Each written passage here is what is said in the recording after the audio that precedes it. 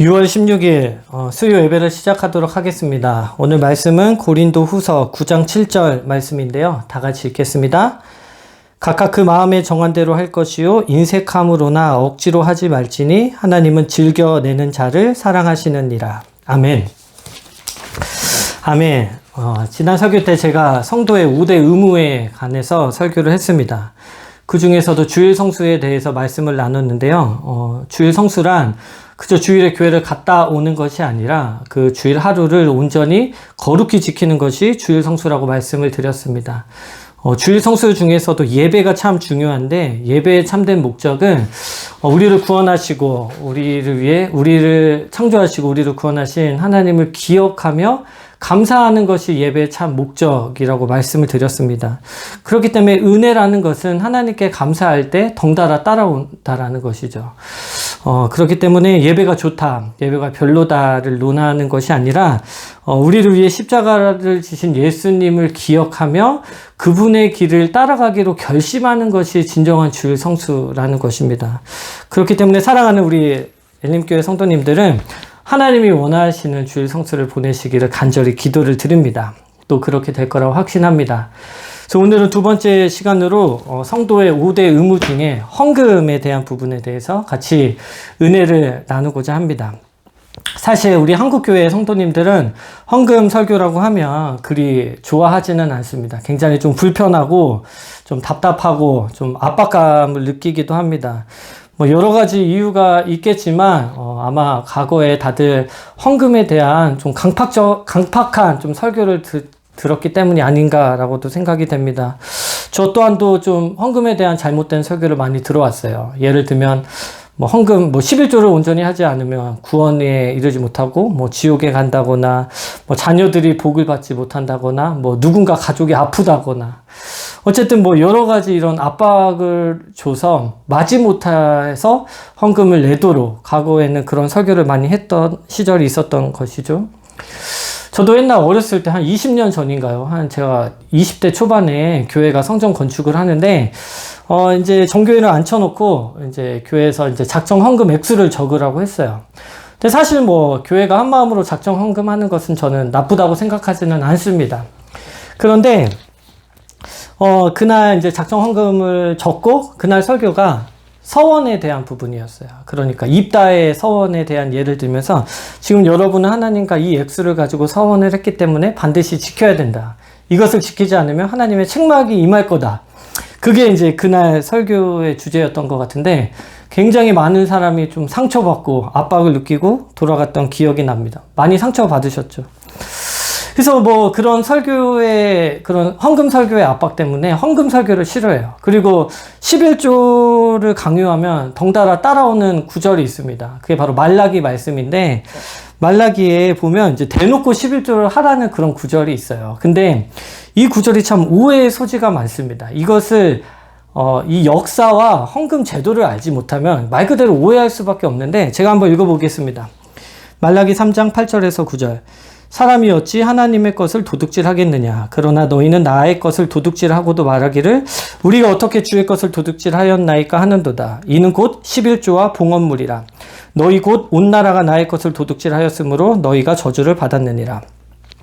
그러니까 이걸 문자적으로 보면 지금 이스라엘 백성들이 도둑질을 했는데 그 도둑질이 헌금이래요. 너네가 11조 헌금을 도둑질을 했다. 그러니까 너네가 11조를 안 드렸기 때문에 지금 너네가 저주를 받았다. 이렇게 얘기했어요. 근데 이 말라기 선지자가 했던 말을 문자 그대로 지금의 현대를 살아가는 목사님들이 그렇게 설교를 했어요. 여러분 보십시오. 11조를 안 드리고 도둑질했기 때문에 저주를 받았는데 우리도 11조 안 하면 저주 받습니다. 이런 식으로 우리가 적용해서 설교를 하는데 그 설교는 좀 잘못된 설교입니다. 왜냐하면 이때 당시에 상황을 알아야 되고 그리고 구약의 헌금 제도에 대해서 좀 알아야 돼요. 그걸 알면 적어도 이 말라기의 말씀에 대한 오해는 풀릴 거라고 생각이 되는데 제가 짧게 한번 이 구약의 헌금 제도를 좀 말씀을 설명을 드리면 하나님이 이제 이스라엘 백성들이 출애굽을 하고 나서 그들에게 이제 율법을 제정하십니다. 근데 율법을 주신 이유는 여러 가지가 있지만 첫 번째는 그들의 죄를 깨닫기 위함이 있고 두 번째는 그 사람들이 너무 무질서에 있잖아요. 뭐 법도 없고, 뭐 질서도 없고, 규칙도 없고, 룰도 없으니까 이 사람들이 굉장히 무질서하게 지냈기 때문에 하나님이 보시기에 하나님의 통치를 받는 어느 정도의 가이드라인이 필요했던 거예요. 그래서 적어도 뭐는 해, 뭐는 하지 마에 대한 가이드라인이 필요했는데 그것이 바로 율법이었다라는 것이죠. 그래서 하나님이 율법을 주시는데 뭐 살인하면 안 되고 도둑질해서도 안 되고 남의 아내를 탐해서도 안 되고 제사는 이런 식으로 드려야 되고 너네들은 어떤 재물을 준비해야 되고 뭐 이런저런 율법을 주시면서 헌금에 대한 부분도 하나님께서 제정을 해 주십니다. 레위기 27장 말씀에 나오는데요. 제가 읽겠습니다. 그 땅의 10분의 1, 곧 그 땅의 곡식이나 나무의 열매는 그 10분의 1은 여호와의 것이니 여호와의 성물이라. 또 만일 어떤 사람이 그의 11조를 물으려면 그것에 5분의 1을 더할 것이요.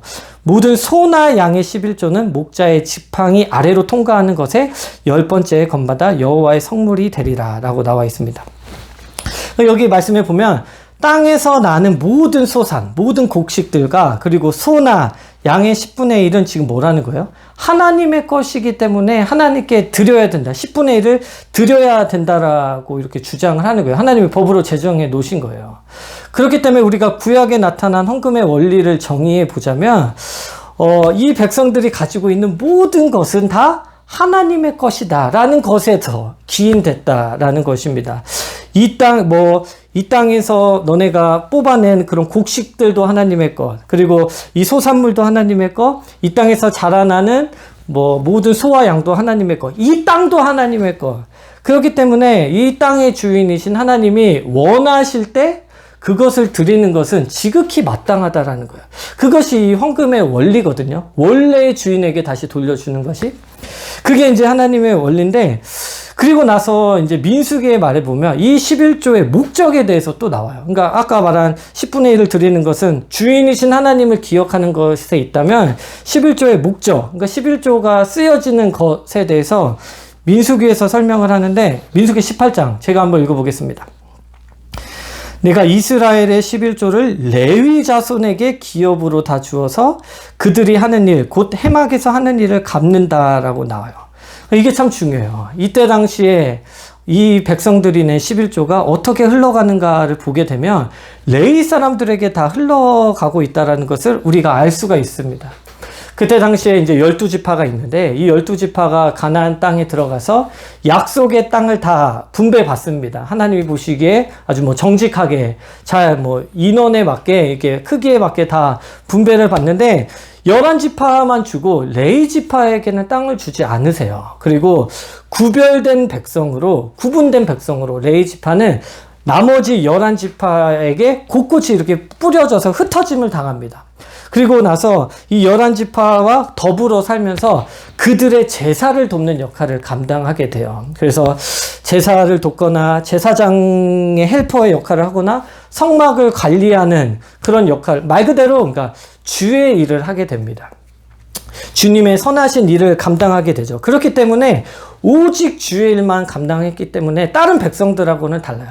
다른 백성들은 자신에게 이익이 되는 좀 근로 활동을 했다면 이 백성들은 그 근로 활동을 하지 못하고 주의 일만 감당했기 때문에 자신의 소유가 없는 거예요. 나머지는 부자들은 소나 양이나 곡식이 많겠지만 이 레위지파는 돈이 없어요. 그렇기 때문에 이 레위지파는 어떻게 살아가는가? 오늘 말씀에 보면 그들이 낸, 이스라엘이 백성이 낸 11조로 인하여 생활을 했음을 우리가 알 수가 있어요. 그러면 말라기의 말씀이 어느 정도는 이해가 돼요. 왜 말라기 선지자가 이렇게 좀 격하게 저주를 받았다라고까지 표현을 했을까라는 부분을 생각을 해보면 그때 당시에 이스라엘 백성들은 굉장히 많이 타락했습니다. 타락한 사람의 특징이 뭐냐면 하나님의 법을 지키지 않죠. 그러니까 말씀을 지키지 않고 율법을 지키지 않아요. 그러니까 율법을 지키지 않기 때문에 이 사람들이 지금 11조를 내지 않는 거예요. 근데 11조를 내지 않는다는 것은 곧 누구에게 타격이 오는 겁니까? 레위지파에게 타격이 있는 거죠. 지금 레위지파 사람들이 배고픈 거예요. 굶주리고 자신의 자녀들도 자신도 자신의 부모들도 어찌할 바를 모르는 거예요. 사람들의 11조가 없으니까. 그렇기 때문에 어떠한 일이 일어납니까? 성막을 떠나기 시작해요. 그러니까 제사장을 도와야 되는데 이곳을 떠나요. 왜? 자기들도 살아야 되니까. 그러니까 이 악순환이 계속 되는 거야. 11조는 않네, 제사를 돕는 레위 지파는 없어. 근데 적어도 그래도 그 중에 건강하게 소수의 예배자, 소수의 사람이 예배를 드리러, 제사를 드리러 이 성막에 오는데 주의 종들이 없어. 그러니까 지금 결국에 어떻게 됩니까? 어마어마한 멸망, 어마어마한 저주에 임했다라는 것이요. 그러니까 말라기 선지자가 말하는 너희에게 저주가 임했다라는 것은 하나님과의 관계가 지금 너무나 많이 무너졌다. 너네들이 온전히 율법을 지키지 않아서. 그래서 이 강력한 공고는 다시 하나님의 말씀을 지키기 위해 돌아오라는 말씀이에요.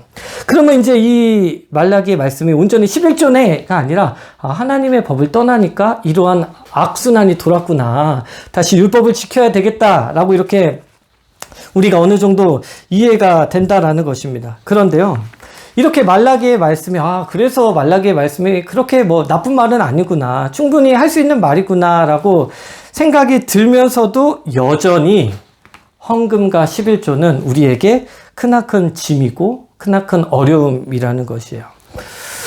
우리는 왜 이렇게 헌금에 대해서 어려움을 느끼고 불편함을 느끼고 반항심까지 드는 걸까요? 뭐 여러 가지 이유가 있겠지만 그 여러 가지 이유를 한 단어로 축약을 하자면 저는 망각이라고 생각이 됩니다. 망각이라고 생각이 돼요. 망각이라는 게 무엇이냐면 어떠한 사실을 잃어버리는 것을 망각이라고 하거든요. 근데 우리는 성도로서 마땅히 기억해야 될 것을 지금 기억하지 않고 기억하지 못하고 있다라는 것입니다. 여러분, 우리는 하나님으로부터 어떠한 은혜를 받았는지 망각하고 있다라는 거예요. 그리고 우리가 하나님 앞에 얼마나 보잘것없는 존재인지를 이 또한도 망각하고 있다라는 것입니다. 예? 우리가 가진 모든 것이 하나님의 것인 것을 망각하고 있고, 우리가 갖고 있는 재능과 소유물과 재정과 관계야, 우리가 누릴 수 있는 모든 것이 다 하나님의 것임을 우리는 오늘도 망각한 채 살아가고 있다는 것이에요. 그렇기 때문에 누군가가 우리가 흔히 말하는 나의 소유를 건드리면 뾰족뾰족한 나쁜 마음이 들기 시작하죠. 왜 내 것을 건드려? 라는 마음이 들기 때문에. 하지만 우리는 어떻게 살아가야 됩니까? 나그네로 왔다가 나그네로 다시 하나님에게 나아가는 존재임을 우리는 깨달아야 된다는 것입니다. 찬양 가사 중에 그런 가사가 있어요. 나는 오늘 피었다 지는 이름 없는 꽃과 같네. 굉장히 좀 은혜가 되는 찬양 가사입니다. 사실 우리는 이렇거든요. 사실 오늘 피었다 저도 전혀 상관없는 그런 존재일 수밖에 없다라는 거예요. 우리는 나약하고 연약하기 때문에. 근데 우리는 어떻게 합니까? 우리가 갖고 있는 이 꽃이 영원할 거라고 생각하고, 이 꽃이 영원히 많은 사람들에게 인정받고 사랑받을 거라고 생각하고 꺾이지 않을 거라고 생각하고, 나는 다른 꽃들과 다르다고 생각을 하는데 우리는 착각하고 있다는 거예요. 우리는 그런 존재가 아니에요. 우리는 휘날리며 휘날리는 존재고, 꺾이며 꺾이는, 말 그대로 나그네와 같은 인생인데, 우리는 여전히 어떻게? 이 땅의 주인으로 살아가고 내가 갖고 있는 소유물의 주인으로 알고 살아가고 있다는 것입니다. 여러분, 성경을 보세요. 하나님이 아담과 하와를 창조하시고 그들에게 에덴 동산으로 인도하십니다. 그리고 그곳에서 모든 것을 다 누릴 수 있는 권한을 주셨어요. 하지만 중요한 게 있습니다. 이 모든 권한을 주셨지만 그럼에도 불구하고 이 에덴 동산의 실소유주는 누군가요? 하나님이에요. 이 창세기 2장 15절 말씀에 보면 여호와 하나님이 그 사람을 이끌어, 아담을 이끌어 에덴 동산에 두어 그것을 경작하며 지키게 하시고, 하나님은 에덴 동산을 그에게 준 게 아니라 지키게 하시려고 그에게 주신 것입니다. 하나님이 아담을 에덴 동산의 관리자로 세웠다라는 거예요. 이 아담이 자기가 아무리 노력해서 이 에덴 동산에 있는 모든 경작물을 뭐 30배, 60배로 본인의 힘으로 만들었다고 하더라도 그는 하나님의 관리자에 불과했던 거예요. 뭐 신약의 달란트의 비유도 마찬가지입니다. 뭐 그 주인이 종들에게 뭐 1달란트, 2달란트, 4달란트를 줬지만 아예 줬습니까? 아니에요. 맡겼어요. 그리고 주인이 다시 오자 다시 주인에게 돌려줬죠. 그래서 이 말씀들을 보면, 뭐 에덴 동산의 메시지나 이 달란트의 메시지를 보면 우리가 알 수 있는 것이 있어요. 그 메시지는 뭐냐면, 우리는 이 땅을 살아갈 때, 아주 짧은 시간 이 땅을 살아갈 때 어떻게 살아가야 되냐면 청지기의 삶으로 살아가야 된다라는 것입니다. 우리는 어떻게 살아가야 되냐면 주인이 맡겨놓으신 그것을 주인의 뜻대로 잘 관리하는 위탁 관리인에 불과하다라는 거예요. 우리는 위탁받아서 잠시 맡겨놨다가 다시 주인이 요구하시면 드리는 그런 위탁 관리인에 불과하는데, 우리는 마치 주인이 이것을 내 걸로 다 준 것처럼, 다 내 거야. 그러니까 어떻게 보면 주인이 달라고 해도 못 줘 라는 사고로 살아가고 있다라는 것입니다. 그렇기 때문에 여기서부터 착오가 나요. 왜냐하면 헌금은 내 것에서의 어느 정도를 하나님께 드리는 것이 아니라는 것이에요.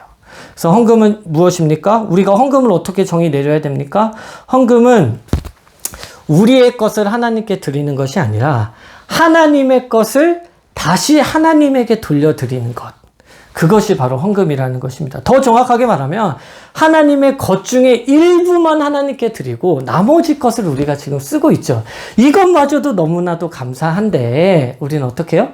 하나님의 것인데도 불구하고 마치 내 것이냐, 관리인으로 맡겨주셨지만 마치 주인인 양 살아가고 있다라는 것입니다. 그래서 보면 여전히 돈을 하나님께 드리는 것에 어려움을 느끼는 사람이 있어요.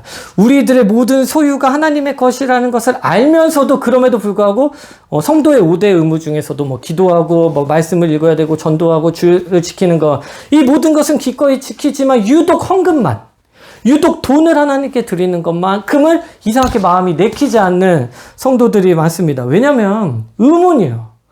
왜 하나님은 돈을 요구하실까? 다른 건 다 내가 하나님께 드릴 수 있는데 왜 이 돈은 도저히 못 드리겠어. 왜 하나님은 우리에게 돈을 요구하실까라고 질문할 수 있습니다. 그런데요, 하나님이 어떻게 일하시는가, 하나님의 일하시는 방법을 알면 이 헌금 제도 또한 우리가 이해하기가 쉽습니다. 여러분, 구약에 보면 기드온의 300용사가 미디안 군대랑 싸우는 장면이 있는데 결국에 이 기드온의 용사도 추리고 300명을 추립니다.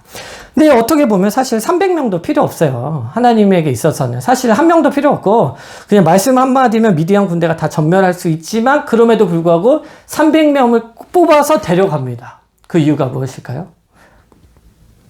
그리고 물이 변해서 포도주로, 가나의 혼인잔치 보면 물이 변하여 포도주로 변하는 사건 보면 그저 물도 사실 필요 없어요. 그냥 빈 항아리를 가져다가 갑자기 포도주가 생성될 수 있는데 그럼에도 불구하고 예수님은 물을 가지고 와서 포도주로 변화되는 장면이 있어요.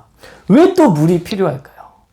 그리고 또 한 가지만 더 예를 들면 오병이어의 사건을 보면 수천 명의 사람이 배고파해서 그들을 먹여 살릴 때 사실 예수님의 말씀 한마디면 그들 앞에 그냥 마법처럼 음식이 생길 수 있습니다.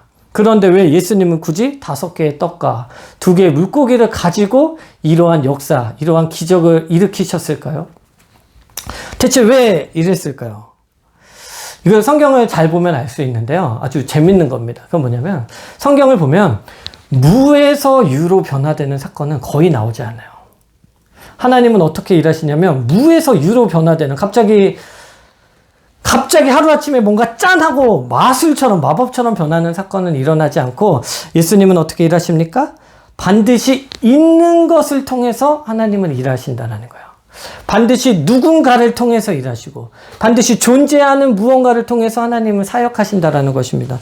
하나님이 교회를 변화시키고 싶어요. 그러면 하나님은 하루아침에 군사된 교회로 만들 수는 있지만 하나님은 어떻게 일하십니까? 누군가의 헌신, 누군가의 봉사, 누군가의 섬김을 통해서 변화시킨다라는 거예요.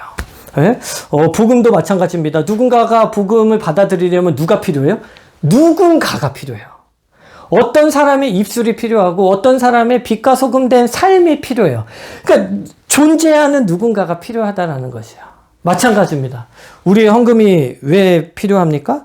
사실 보잘것없는 우리의 참 두랩돈 같은 우리의 헌금이지만 이 돈이 어떻게 쓰여집니까? 하나님은 이 작은 우리의 헌금을 통하여서 교회의 방향성에 맞게 하나님의 나라를 이룩하기 위해 이 우리의 헌금을 사용하신다라는 것입니다. 교회를 세우시고 교회의 방향성대로 잘 흘러가도록 하나님은 우리의 헌금을 사용하신다라는 거예요. 그렇기 때문에 하나님은 오늘 이 시간에도 우리의 헌금을 기다리고 계신다라는 것입니다. 그렇기 때문에 우리는 하나님의 귀한 도구로 살아가야 된다라는 거예요. 하나님은 오늘도 하나님의 그런 계획하신가 하나님의 사역에 알맞은 도구를 찾고 계세요. 두리번거리시면서 누가 나의 이 복음 사역의 귀한 도구가 될까라고 하면서 주의 깊게 보십니다. 우리의 섬김이 그럴 수 있고 도구가 될 수 있고 우리의 나눔과 우리의 재정과 우리의 헌금이 하나님의 도구가 될 수 있다라는 것입니다. 하나님은 오늘도 그러한 도구를 찾으시는데 여러분이 그러한 도구로 살아가시기를 바랍니다. 그러면 마지막으로 뭐 어떻게 헌금 생활해야 되는 게 옳은가에 대해서 두 가지만 제가 짧게 얘기하면 오늘 읽은 대로예요. 오늘 말씀대로 어떻게 우리는 헌금을 생활해야 됩니까?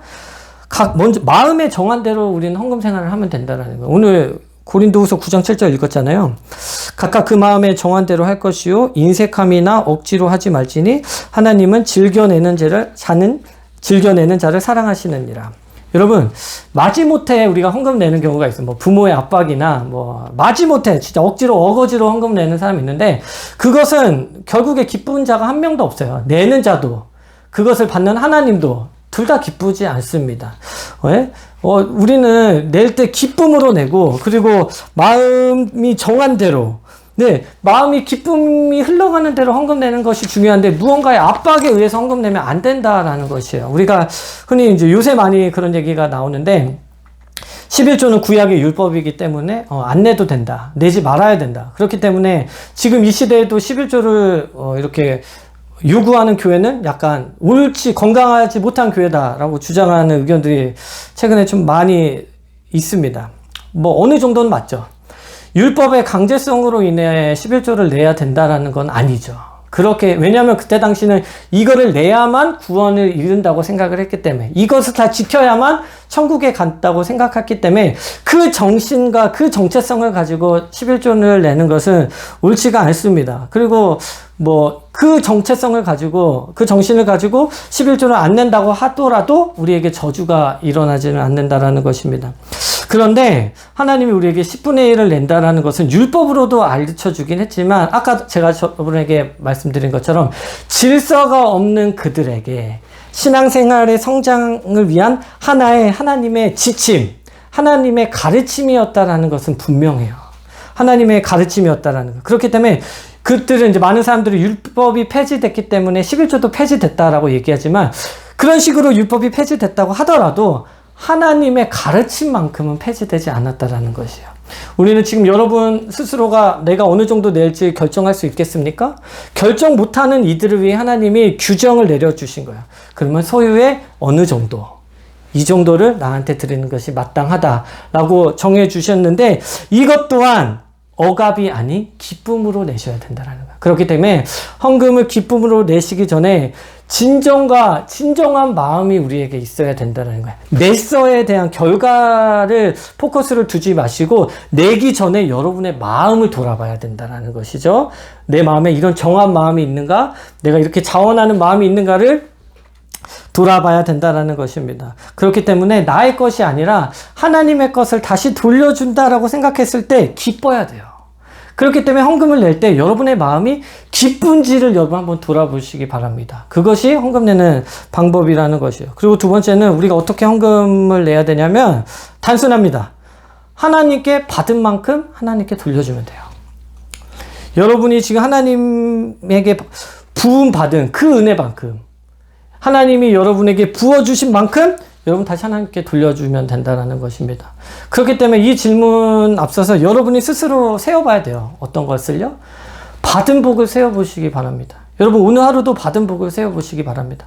그 받은 복에 걸맞게 하나님께 드리면 돼요. 정한 만큼 여러분이 정하신 대로 하나님께 다시 돌려주시면 됩니다.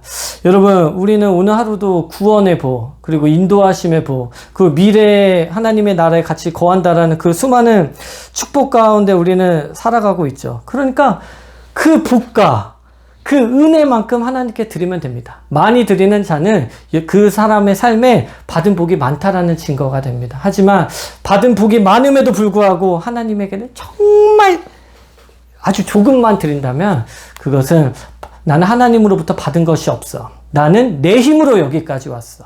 나는 하나님의 은혜 없이 내 능력으로만 난 여기까지 왔고 나는 하나님이 없어도 이후로도 난 살아갈 수 있어 라는 존재에 그런 정의가 내려질 수밖에 없다라는 것이요. 여러분 받은 만큼 하나님께 돌려주시기 바랍니다. 그래야 하나님도 기쁨이 되고 여러분도 기쁨이 된다라는 것입니다. 설교를 마무리하도록 하겠습니다. 사실 모세의 율법 제정 전에 11조를 드린 사람이 있어요. 그 사람이 누구냐면 바로 아브라함이죠. 아브라함이 그 9개의 나라가 이제 연합해서 전쟁한 사건이 있는데 그때 이제 말도 안 되게 아브라함과 그 종들이 부하들이 전쟁에서 승리를 하게 됩니다. 승리를 하고 돌아오는 길에 멜기세덱 왕을 만나는데 이 멜기세덱은 왕이자 제사장이거든요. 그러니까 아브라함과 멜기세덱이 만났는데 둘 다 안 거예요. 저 사람은 하나님과 교통하는 자구나. 이걸 깨닫고 나서 아브라함이 자신의 소유의 10분의 1을 멜기세덱 왕에게 드립니다. 근데 드린 이유는 하나예요. 하나님의 주권을 인정하기 때문에 드린 거예요. 그리고 자신에게 있는, 그러니까 하나님이 내 삶의 주인이시다라는 고백인 거고, 그리고 좀 전에 있었던 이 전쟁이 하나님 덕분에 승리했다라는 거예요. 그렇기 때문에 나는 너무너무너무 감사해서 이 10분의 1을 드릴 수밖에 없다라는 이 의지의 표현이거든요. 그러니까 아브라함이 지금 어떻게 헌금했습니까? 누군가가 시켜서 했습니까? 아니라는 거예요. 자원함으로 너무나 감사하기 때문에. 그러니까 모세의 율법 이전에도 이미 감사함으로 하나님께 10분의 1을 바쳤던 아브라함이 있었다라는 것입니다. 여러분, 성도의 헌금 생활은 참 중요합니다. 왜냐하면 인간에게 있어서 어떻게 보면 가장 약할 수 있는 이 돈이라는 것인데 이 돈에 대해서 나는 주장하지 않겠습니다 라는 고백이 될 수도 있거든요. 내가 헌금을 하나님 앞에 정직하게 드린다는 것은 하나님, 이 돈의 주인은 하나님이십니다. 제가 비록 이거밖에 내지 못하는 것을 용서하여 주십시오.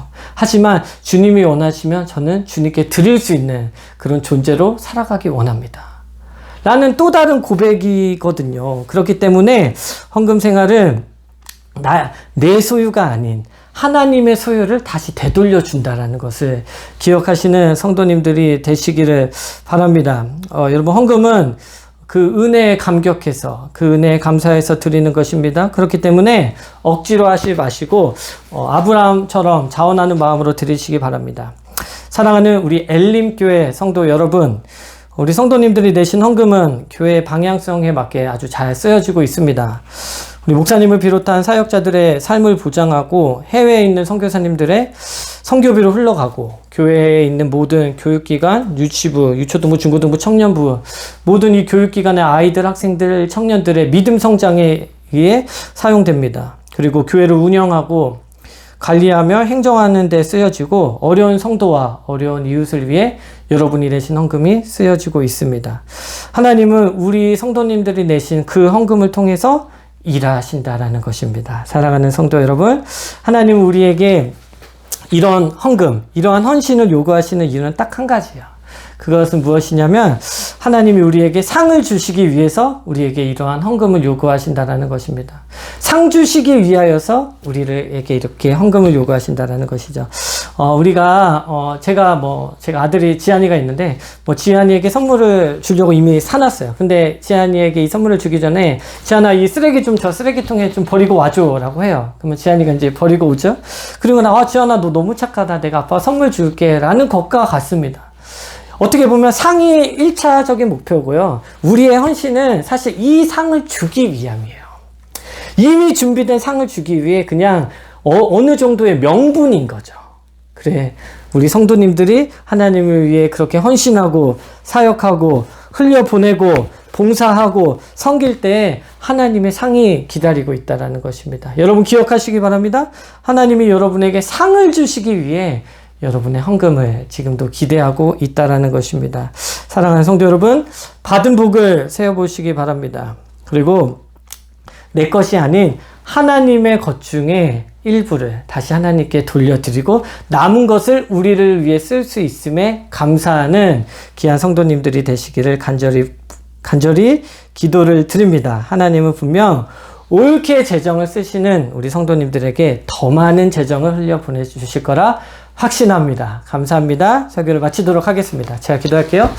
하나님 감사합니다. 하나님 성도의 의무 중에 헌금 생활이 있는데 어떻게 보면 가장 어려운 부분일 수 있지만 이 부분을 바르게 지킴으로 인하여서 하나님이 우리에게 상 주시기를 원한다는 것을 깨달을 수 있도록 도와주시옵소서. 하나님 우리의 소유가 우리의 것이 아니고 하나님의 것임을 깨닫게 도와주시고 하나님만이 온 땅에 그리고 우리 삶의 주인이심을 고백할 수 있도록 도와주세요. 감사합니다. 예수님의 이름으로 기도드립니다. 아멘.